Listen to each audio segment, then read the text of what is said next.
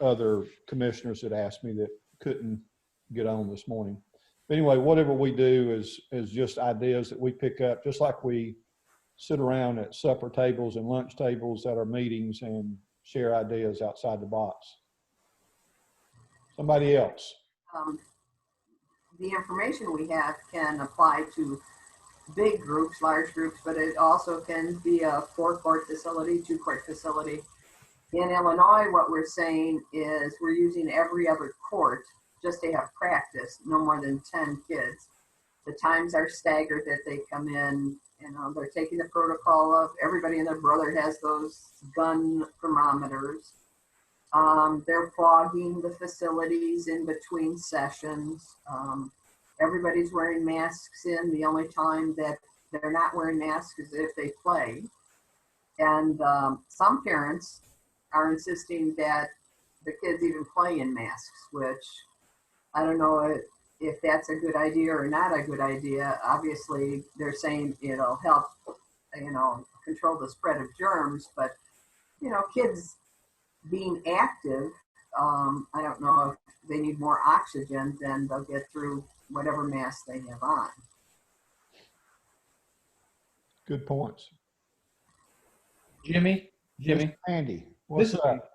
Sandy, I want to say that on a call, I'm not sure what call it was, with Jamie, the USOPC does not recommend athletes wearing masks during competition. For that simple reason, you're cutting off the oxygen flow. And a physician from Johns Hopkins during one of the Project Play seminars I listened to said athletes while participating in sport shouldn't wear masks for that reason. Good points.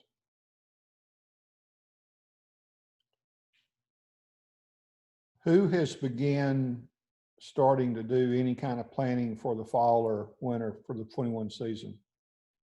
And if so, what?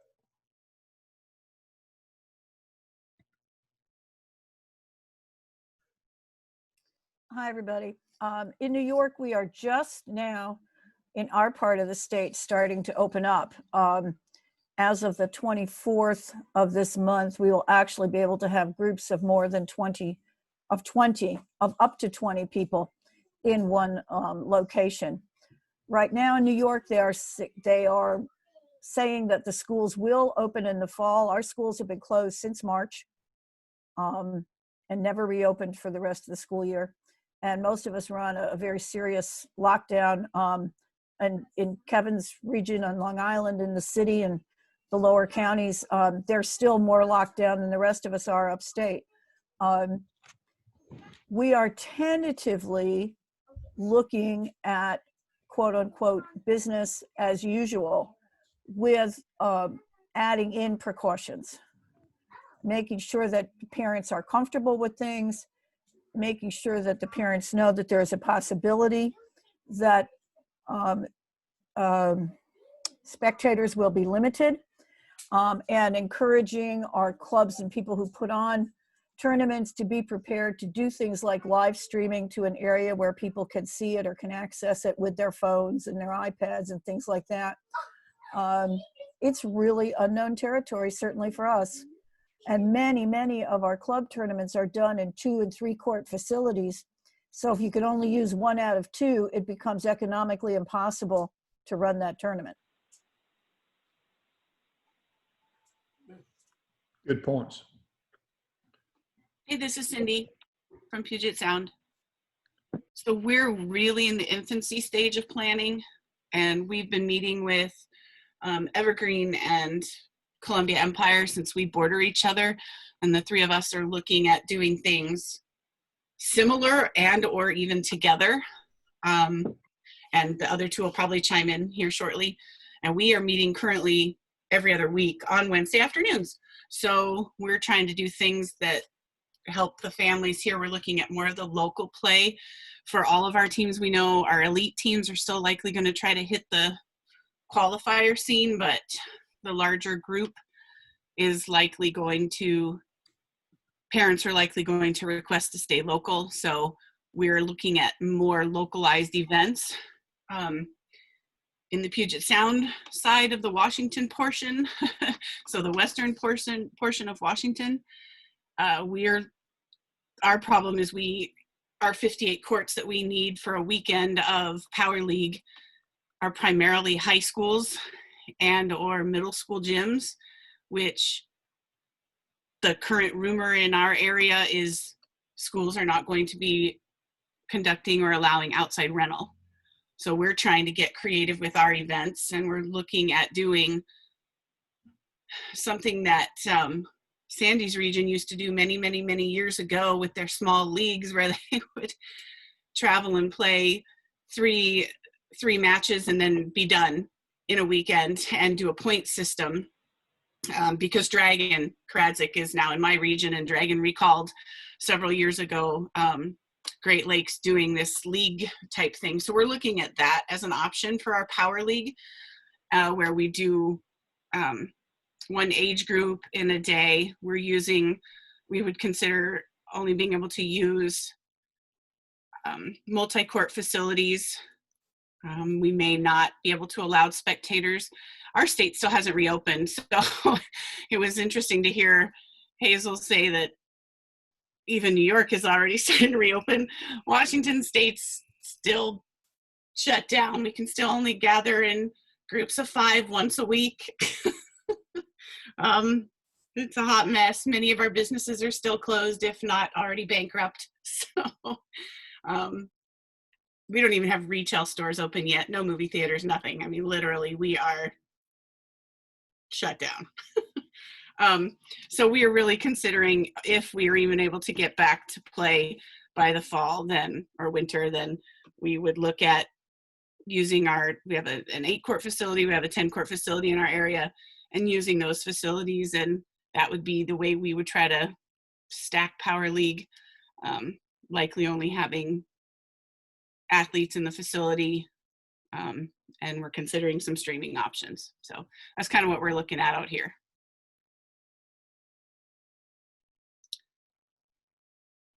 Someone else?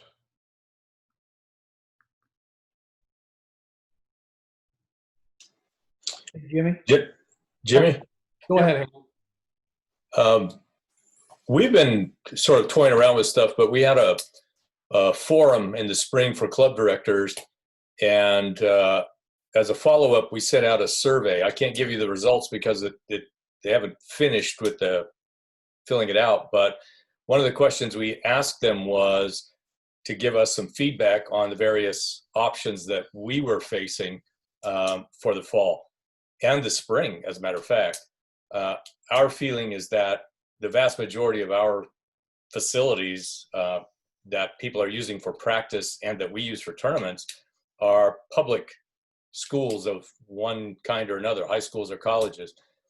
We're anticipating that most of those will be unavailable to us. So we've asked our club directors to give us some feedback as to which alternatives they would prefer. And there are a variety of those, from reducing the number to going to more league play with more regular weekly type events for smaller numbers of groups, of teams, and some combination of events, trying to spread it out, because we're only going to have a fraction of the courts that we did before. And quite honestly, even those courts, there's really only one facility where the courts that are naturally laid out in a very awkward, originally people thought it was an awkward fashion. Now it turns out it's a pretty darn good idea because they're not side by side. But be happy to share with you the results of what our club directors have expressed an interest in after we get the survey results tabulated. That'd be great. Let me speak up. Kevin, I think you're online, and he has, Kevin, remind me again what we use, what it's called that we can share information with. Slack? Yes, thank you.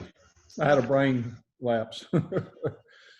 And it may be that if you could send out a short reminder of how to get in and how to post stuff, that might be a tool that we could keep our ideas and thoughts on as we go along, especially hard data that like people have, and share on that. You want to speak up while you're on? You got any ideas? Well, I'd say one thing about, Slack is fine. Unfortunately, a whole lot of regions aren't using it. I think Steve would probably say now that they've got the region website and they've got a best practices section, we might be able to put some stuff there, and people might be more willing to go to that website than they are to Slack. But we're happy to put stuff on Slack as well. As far as the discussion, we already have a 16 tournament format that we use every once in a while when there's like 6 teams remaining that want to play, and we're talking about possibly just doing that at all our sites. Basically, they go into 2-3 team pools, do a round robin, and then all 6 teams make the playoffs and go into a quarterfinal, semifinal, final thing. And we're talking about possibly being able to do 2 waves of that. If we may have to do modified scoring, so they're not playing full 25-point games, they're playing 20 or even 18 or something like that. So we can start early at 8, maybe be out by 1:32, have an hour for cleaning and less people coming in, meeting each other as they enter and exit, and then do a second wave in the afternoon. So a facility can actually do, in that format, they'd be doing 12 teams versus the 8 they might have had for 2 14 pools. So possibly more money than they normally used to, less people in the gym at one time, maybe limit spectators and so forth. But so we're playing with that as a possibility. But it's still, we're still talking about the format stuff, because it's, even if you have an hour in between, that second wave might still get out of the gym pretty late, and people may or may not like that. So. Thank you. Who else? Kevin, can I ask you a question on that? Has there been any talk about eliminating the work team? I know if you go to 3-team pools, it does get the numbers down. But have you talked about eliminating the work teams? We haven't done anything with work teams yet. I think, the officials put out what they were going to do this summer if they happen to have national championships, with R1 on the stand with no work teams and stuff. But so we didn't, I didn't know if USAB is going to be doing something with that and putting out guidance like that in the future. So we haven't really addressed it yet, waiting on stuff like that. Andy, are you speaking more along the high school type format that they currently use? 2 teams come in, play a tri match or something, and leave? No, I'm just talking about in general. When we were going to start back and our board decided to end the season, we were going to go to a 4 teams on 2 courts where people play at the same time, no work teams. In that scenario, you definitely can get, you can get in a 2-day tournament, you can get 3 waves in, a lot fewer people in the gym, because you don't have anybody sitting around. You don't have a work team sitting around. You don't have the off team and the 4-team pool sitting around. And 4-team pools obviously work better, because when you have a team that doesn't show up or cancels at the last minute, a 2-team pool is really difficult to convince the people that they're getting their money's worth. So I was just wondering if anybody else had thought about doing the 2 pools of 4 at the same time on 2 courts. Jimmy, yeah, we have in New England. We talked about it. We also have an officials task force we kind of put together of people who kind of come to our big events to go over their side of it and what we would need to do to help them out as well. But we're contemplating that, because we don't even know if, what the high school season is going to bring. There's talk of limiting classroom size, which may effectuate using the gymnasium for a classroom now, which would knock us out. So there's a lot of discussion going on. We did have some really good discussion with Boston yesterday on the convention center side, where they're taking the lead to go push the governor for the rule set as opposed to the governor making the rule set and forcing it down on us. So kind of trying to be a little bit more proactive on our side to push groups that are going to make these rules up to figure out what we can do for our sport. But it's yeah, we got plan A to Z out there right now and don't know until schools figure it out what we can and can't do. Well, I think we're going to get a good test here in Texas. They opened up for summer activities and football teams are starting to play. And there's starting to be, I don't want to say an outbreak, but there are schools that are getting multiple cases. It'll be interesting to see if they manage that or they just shut it off and say no sports in the fall. We're back to play. We actually have some non-USA volleyball youth leagues in our facilities that are starting up this weekend with not as many courts and one parent and charging $75 per little brother so they don't bring those. So I think we're going to get a good test here in Texas to see if they do shut it down. My guess is a lot of the other states will shut it down as well.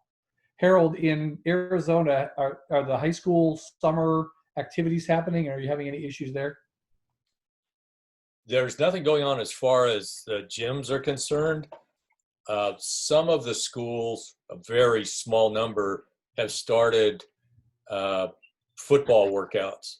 But in the paper today, one of those large schools has shut down their practices because one of their players just tested positive for COVID-19. So there's a lot of uncertainty and angst. A lot of these schools haven't said anything yet, and we're still waiting to hear whether or not there's even going to be a fall volleyball season.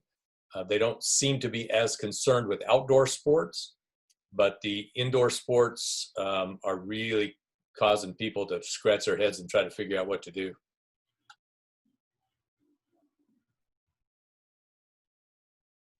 That's the same here in Northern California. This is Kylie. The Northern California, they're starting to let open field sports and like baseball and soccer start to happen. In the county that we live in, they have started next week to allow summer camps. And one of the local swim clubs have opened up for their summer camp at the pool, which I thought was interesting. So that's where we're at yet. So we haven't really talked about format, but I did want to ask if anybody has come across a conversation with convention centers in regards to if one of our tournament or many of our tournaments have multiple sites, and our worry is that there may not be enough teams that actually register because our large events that have multiple sites, we have teams coming in from other states. Has anybody come across a convention center that had any advice on if we can't fill the tournament and use that facility, is there any terms or stipulations or anything? Has anybody experienced that yet? I'll speak up. We have it's not a convention center, but it's a 17-court facility, and they, under the circumstances, have agreed to prorate the fees based on attendance. So they're willing to work with us, which is great. Very few are. Okay, thank you.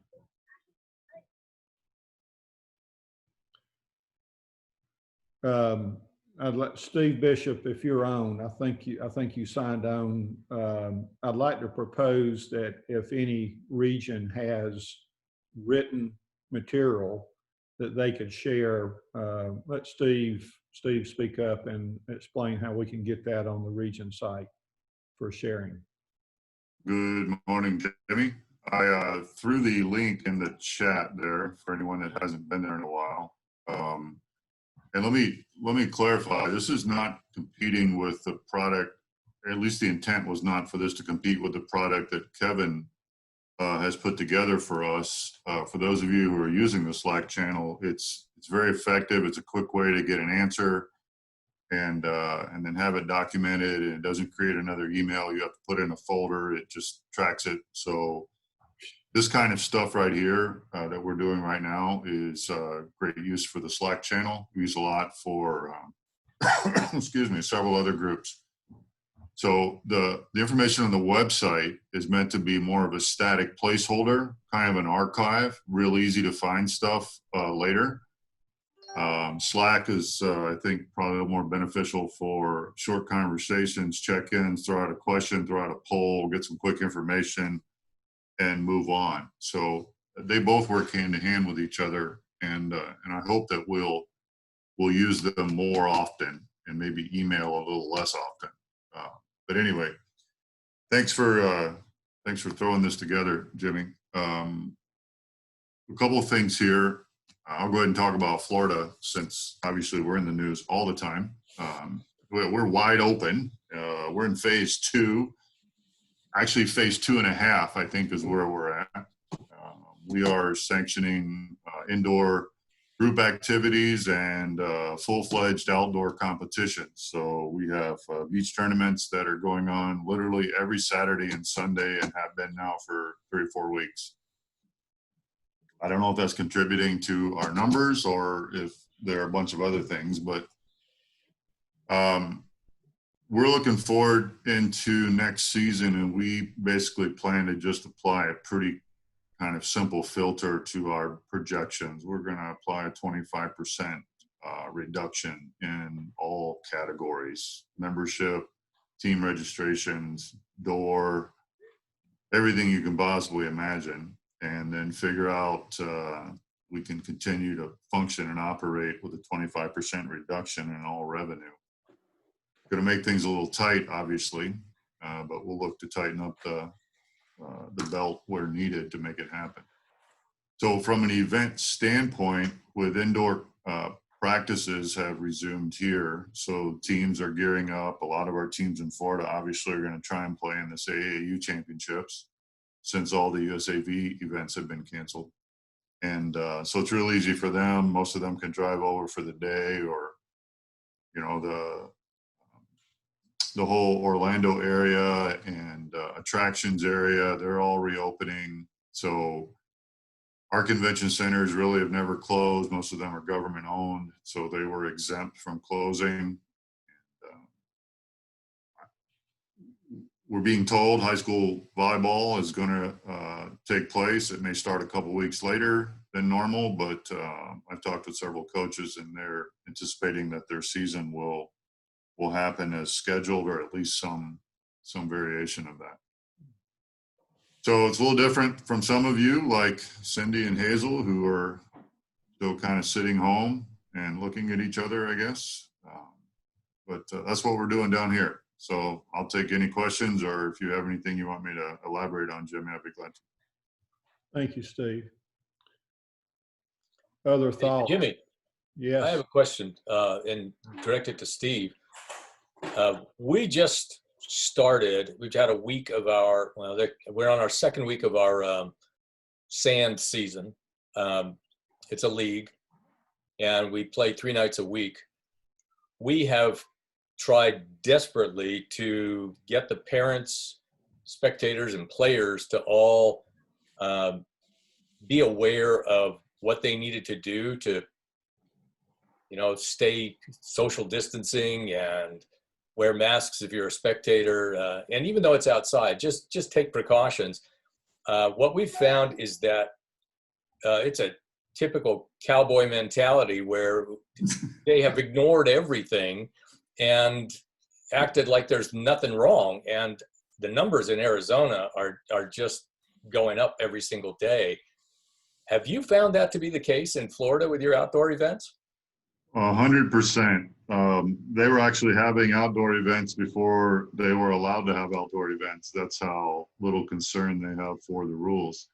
We're requiring at all of our USAB sanctioned events that we have all the CDC signs posted at check-in registration throughout the venue. We even told them to staple them to the posts of the net systems, just so that there's an over amount of communication and signage being put out throughout the event. That's just more of a safeguard. I don't think people are really paying any attention. And I played a little beach volleyball on, what's today, Monday night.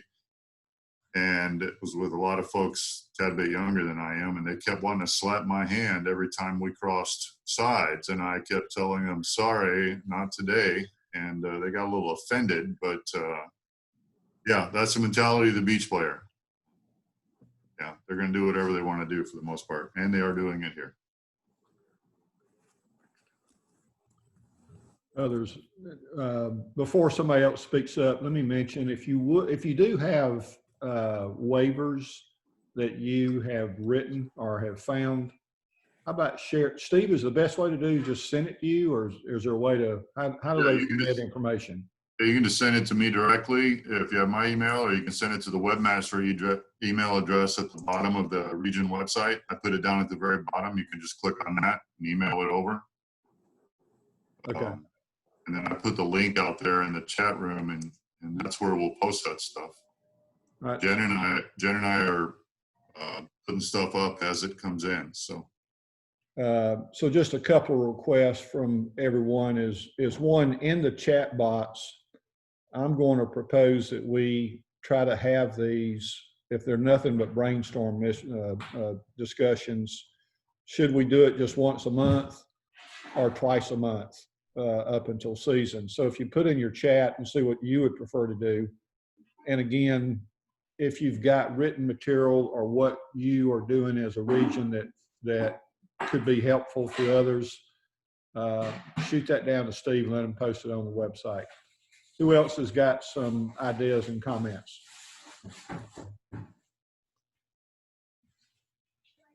This is Kylie from Northern California again. We're working on a waiver for our members to sign, and what we have done is given it to our lawyer to review and ask his suggestion of who all should sign this, and he's suggesting that absolutely everybody. So if there are spectators having the grandparents and parents sign for siblings as a minor, and having that on file for everyone. So we're working on a way to figure out how to electronically have this waiver signed by everyone, because if we had a hard copy, it would be a lot of paperwork. So what are other regions thinking about if you do have a waiver that's going to go in place regarding COVID? Anyone? Jimmy, I have a question for Kylie. Kylie, when you talk to your attorney, can you hear me? Yes. When you talk to your attorney, did they indicate that waiver was going to be worth any more than the paper and ink that you put on it, considering the fact that minors can't waive their rights, and oftentimes parents can't waive the rights of minors, especially if there's any kind of negligence involved? Basically what he suggested was that obviously a parent would sign the waiver on behalf of the player, but it's just covering our region, saying that they acknowledge that they're putting themselves at risk with the virus and everything, and that they wouldn't hold us, the region, responsible if they did contract the virus. I guess it's similar wording to the back of a ticket stub when you go into a baseball game. And I think Steve the feedback I've gotten is kind of what you said. It's probably not worth the paper it's written on. You really can't waive your rights to sue somebody in Texas over negligence. They also said though that trying to prove, you're going to have your ambulance chasers out there trying to sue and trying to get people to settle, but trying to prove that somebody got the disease, got COVID-19 somewhere with the is very difficult based on the the 14-day period, and you can be asymptomatic. There's so many different ways that you could prove that they didn't get it, but it is something that somebody's going to do, and maybe the waiver dissuades somebody from trying to sue you, but I don't know. Yeah, it also incorporates wording that's stating that they're gonna take responsibility and do their part in making sure that they're social distancing and abiding by our facility rules and event rules as well. It's not, I guess it's not just a liability waiver that they're not going to sue us. It's as a whole, regarding the situation that we're in, you're going to do your part to make sure that all the players and everyone attending is taking safety measures. Again, if you have waiver ideas, remit those in to Steve. We'll look at them. Before we close, I want to make sure anybody else has any ideas, but specifically on thinking outside the box. If we're able to play events and clubs are able to practice, if you have written material or ideas that you're thinking about, please share that out.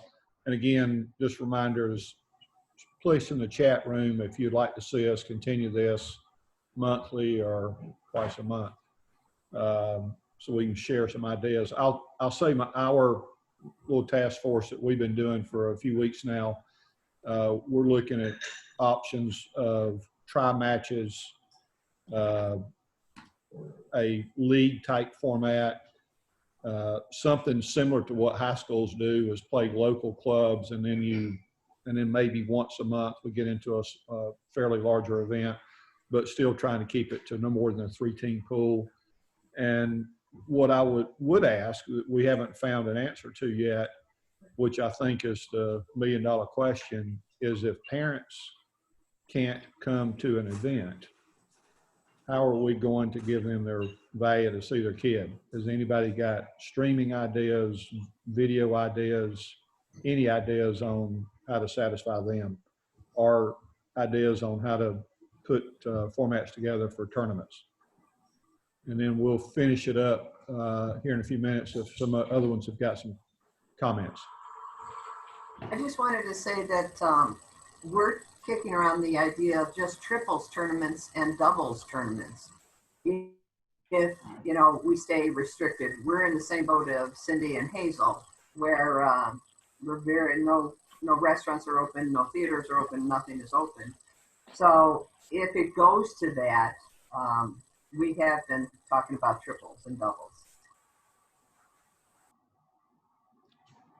One other thing that was brought up that I had not thought of, but one of our club directors said, have you made any plans for, if you have a team, you may have a set of parents on that top team that says, absolutely, we're not going to travel. We're not going to fly.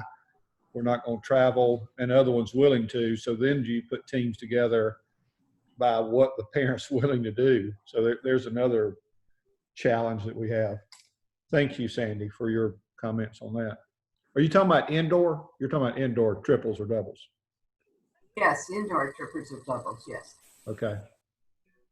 Well, I have a question. Here in the Hoosier region, we haven't had a sanctioned tournament for 10 years other than our bid tournament that we have every now and then. So I'm assuming that some of you have JVA play within your region that aren't sanctioned by your region, possibly.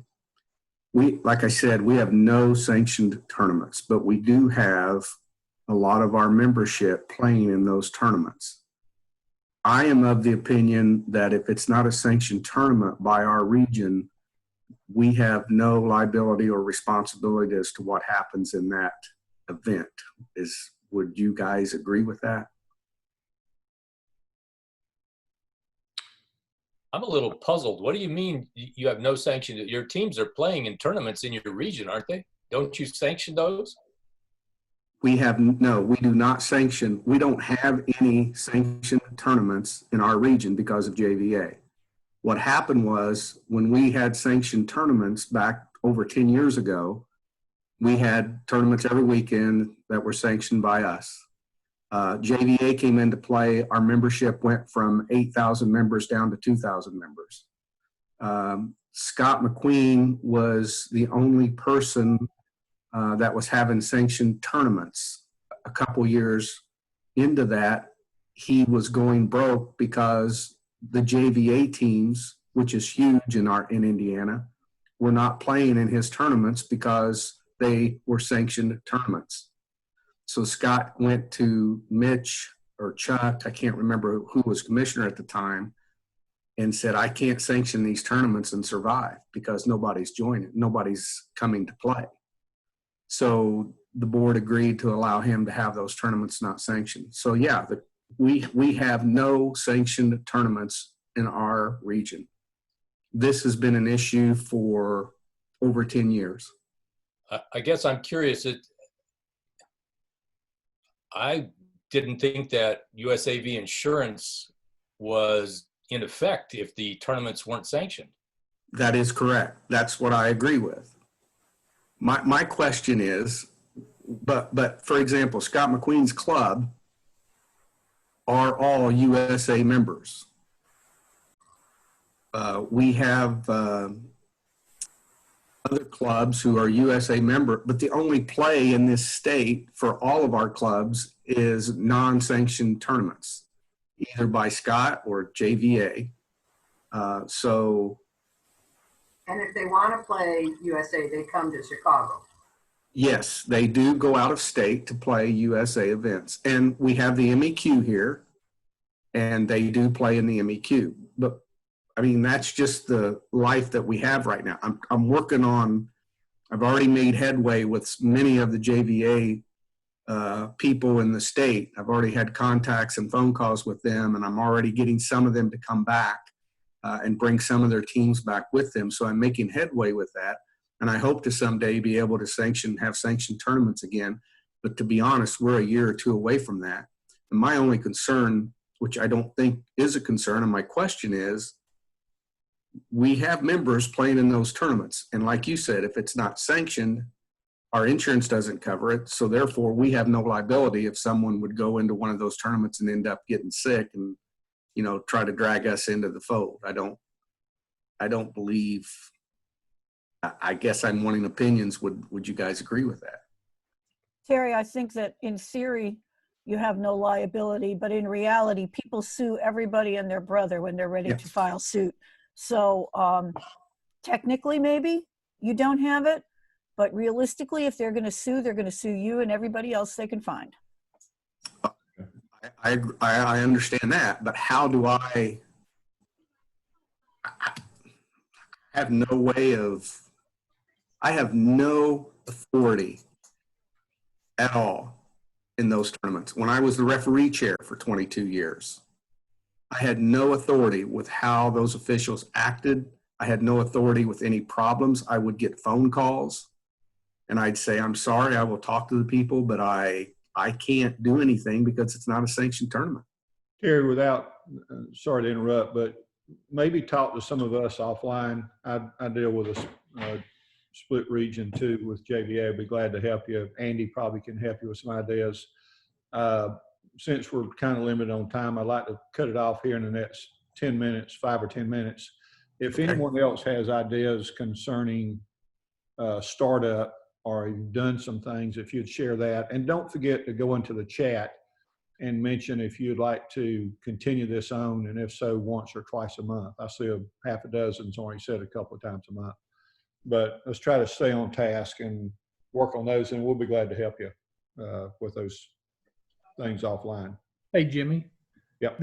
Real quick, I would encourage everybody to have a kind of a stair-step plan. If it looks like high school is canceled and things aren't any better in the fall, to not necessarily think outside the box a little bit. I mean, we typically some regions start as early as July with their tryouts, or start with their season starting in January, December, whatever that may be. And if things aren't necessarily looking like they're going to open up at that point, don't just throw in the towel and say the season's not going to happen. Look at having options for if we get a vaccine in March and things open up next April, maybe there would be an abbreviated season where we offer some stuff, April through June or April through July, just so that we continue to have. I think my fear is, if we decide not to do anything for a year, people realize, well, we survived it. We didn't have to spend this money on club volleyball. Why are we wasting our money? Yeah. Offering something, even if it's not traditional in what we do. Exactly. And that was really the purpose of why I put this together, so that we could share ideas. We don't want to wait until the last minute and try to come up with ideas, but if we can all come together and share ideas and then adjust those based on what the circumstances are, just like Andy said, have some, for example, our schools have basically 5 or 6 options going into the fall. And it's going to be one of those 5 or 6, but it's going to be a late call based on what these are, but they only have those options. So I'm kind of theoretically thinking the same thing, is let's have some options that we can choose from our box by sharing ideas and brainstorming with each other. Who else before we close out? This is Kylie again. I just wanted to speak on the parent aspect of it, because I am a volleyball mom myself. So my daughter's been playing club volleyball for the last 4 years, and she'll be 15 this year. And it's a hard one for me to think of, because she loves volleyball and it's her world, and I want her to be happy and play. But volleyball's also been my world since I was 12. So for me to be a volleyball mom and love bringing the family and watching her play, it would be a really tough call, although I would do it, to have her play and not be able to watch her. So looking at it that way, it's tough. But I also think of it, I like the idea of, if there's families willing to travel, then form a team based off of that. And then families that want to stay local, form teams that way. So I think that would be a good suggestion to the clubs as well, because then it keeps those families that are loving volleyball and that's what they love to do, is travel and whatever. But I think keeping that option would be a really good suggestion for everybody, instead of saying, well, this team's traveling and you don't want to travel, so too bad. That would be hard. Okay. I think that we missed the mark when we didn't start like ice hockey and have the plexiglass around the rink, around every court.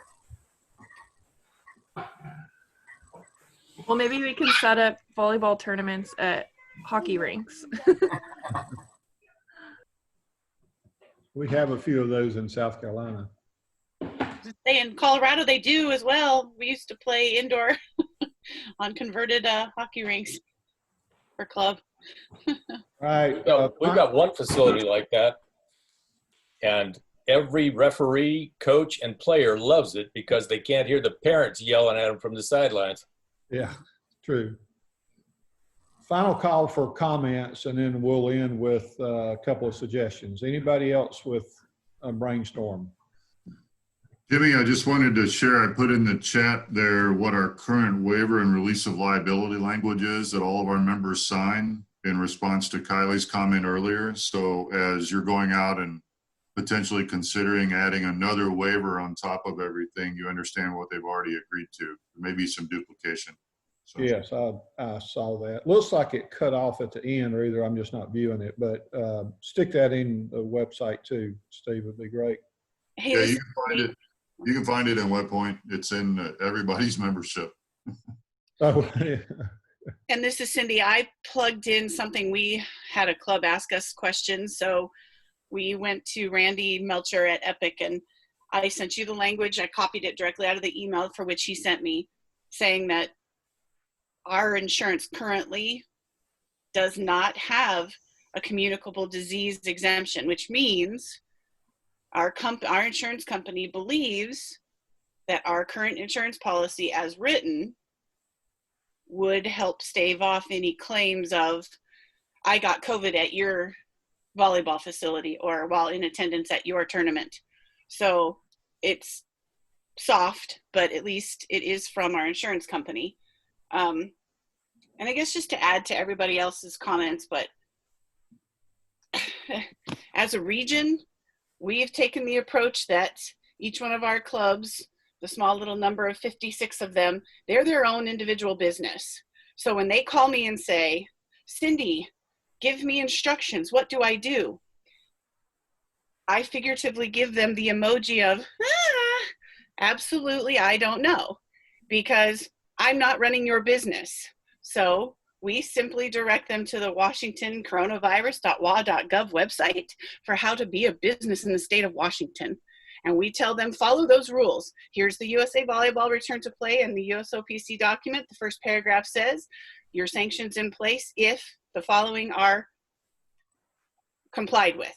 And we just let the chips fall where they may. When they ask us what do, we don't advise them. I literally tell them, I'm sorry, I cannot help you. That is your business. We're worrying about what our region is going to do when we host events, but we're not providing advice to anybody because we're not opening ourselves up for that. And I hate to be just that way, but they're 56 individual businesses. We're 57. And we're making people fish. They have to figure out how to be a business in the state of Washington with dealing with the COVID restrictions.